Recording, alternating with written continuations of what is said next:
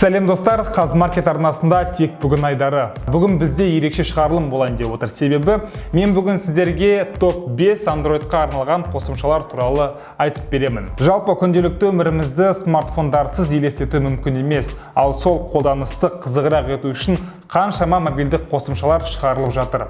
Мысалы, Google Play-ге кіретін болсаңыз, 2 миллионға жуық мобильдік қосымша сіздің күнделікті қажеттілігіңізді қанағаттандыруға дайын. Осыншама таңдаудың арасынан ең қызығын, ең керегін және ең пайдалысын таңдау қиынға соғады. Сонымен мен сіздерге жеке өзімнің топ 5 мобильдік қосымшаларын туралы айтып беремін. Ал егер сіздің көзқарасыңыз өзгеше болса, онда асқақ өз пікіріңізді білдіріп кетіңіз, міндетті түрде жауап беремін. Кеттік.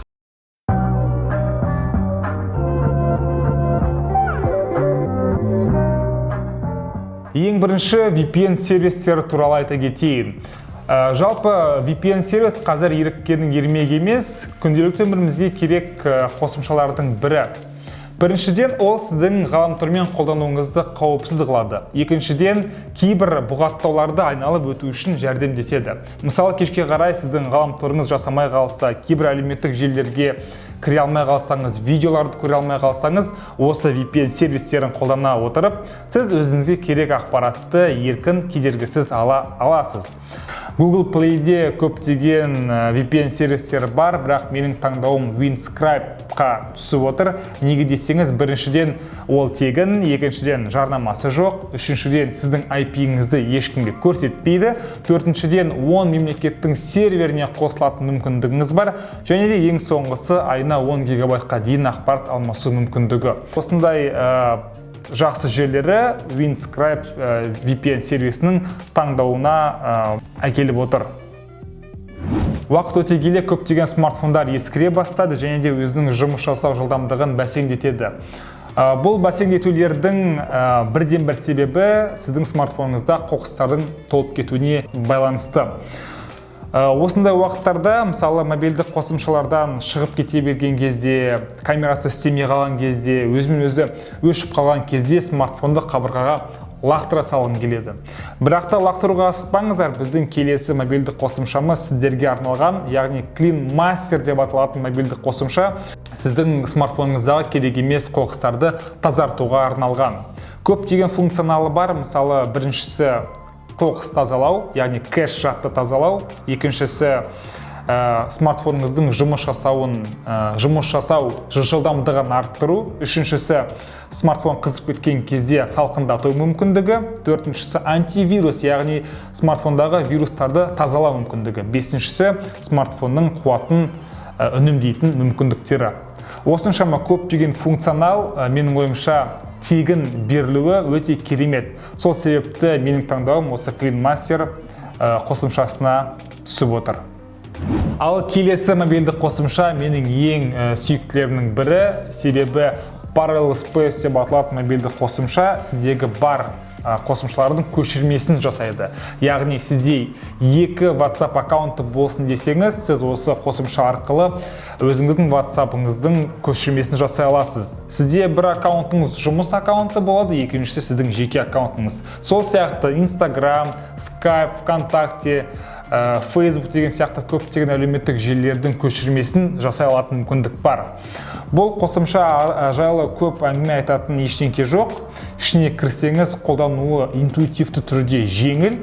Бұл қосымшаға мен сілтемелерін барлығына, осыған да қалғандарына да сілтемелерін астына қалдырып кетемін. Керек болса сілтемелері арқылы өтіп жүктей аласыздар, және де түсінбеген сұрақтарыңыз болса, пікірлеріңізді, сұрақтарыңызды жазып кетіңіздер, міндетті түрде жауап беруге дайынмын.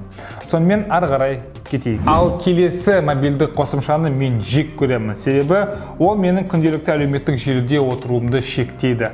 Appblock деп аталатын мобильдік қосымша сіздің жұмыс уақытыңызды, түскі ас ішетін уақытыңызды біле отырып, жаза отырып, сізге әлеуметтік желілерге кіруге тыйым салады. Мысалы, бұл мобильдік қосымшаға кіріп, сіз өзіңіздің жұмыс күндеріңізді, яғни дүйсенбіден жұмаға дейін, сағат 8-ден 12:30-ға дейін жұмыс уақыты, 1:30-нан 5-ке дейін жұмыс уақыты деп белгілейсіз де, осы уақыттар аралығында мобильдік қосымшаларға, ойындарға кіруге рұқсат жоқ, тыйым салу деген функциясын басасыз. Осы кезде сіз жұмыс уақытында отырып, смартфоныңызды қоса салып, Инстаграмға немесе Фейсбукқа кіре салсаңыз, сізге кіруге тыйым салады. Күнделікті үйреніп қалған әдетіміз бойынша кіріп қарай салғымыз келіп отырады. Ал сізге бұғаттау тұрғаннан кейін сіз өзіңізді іштей тыйып, жарайды деп өз жұмыстарыңызды жасай бересіз. Және де бұл аналарға пайдалы мобильдік қосымша деп ойлаймын. Себебі балаңыз сабаққа кеткен кезде сіз балаңыздың сабақ уақытын 8:30-нан 2-ге дейін сабақ уақыт деп белгілеп, осы уақыт арасында кейбір ойындарға және де әлеуметтік желілерге кіруге тыйым салатын мүмкіндіктеріңіз бар. Құпия сөзді білмейінше балаңыз ол әлеуметтік желіге кіре алмайды. Құпия сөзді тек қана сіз білесіз. Ал соңғы мобильдік қосымша көптеген қыздар қауымына және де суретке түсіріп, оны өңдеуді жақсы көретін адамдар үшін пайдалы деп ойлаймын. Snapseed деп аталатын соңғы мобильдік қосымша суретіңізді өңдеп қана қоймай, көптеген кең ауқымды функционалды сізге ұсынады. Бұл мобильдік қосымшаның функционалы өте кең. Осы видеоның көлемінде мен сіздерге кең ауқымда айтып бере алмаймын. Егер де сіздер осы Snapseed бағдарламасы жайлы кең ауқымды видео көріп білгіңіз келсе, өзіңіздің пікірлеріңізді жазып кетіңіздер. Мен міндетті түрде жеке видеода қалай қолдану керек екенін сіздерге айтып түсіндіріп бере аламын. Сонымен достар, біз бүгін Android-қа арналған топ 5 мобильдік қосымшалар туралы сөз қозғадық. Бұл менің жеке пікірім. Ал егер сіздердің көзқарастарыңыз басқаша болса, сіздердің өздеріңізге ұнайтын мобильдік қосымшаларыңыз болса, астына пікір білдіріп кетіңіздер. Маған өте қызық. Мен де қарап, өзіме таныс емес, мен білмейтін мобильдік қосымшаларды білгім және қолданғым келеді. Сіздермен бірге болған Қазмаркет арнасында тек бүгін айдары. Каналға жазылыңыздар, лайк басыңыздар, комментарий жазыңыздар және де достарыңызбен бөлісуге ұмытпаңыздар. Келесі кездескенше сау!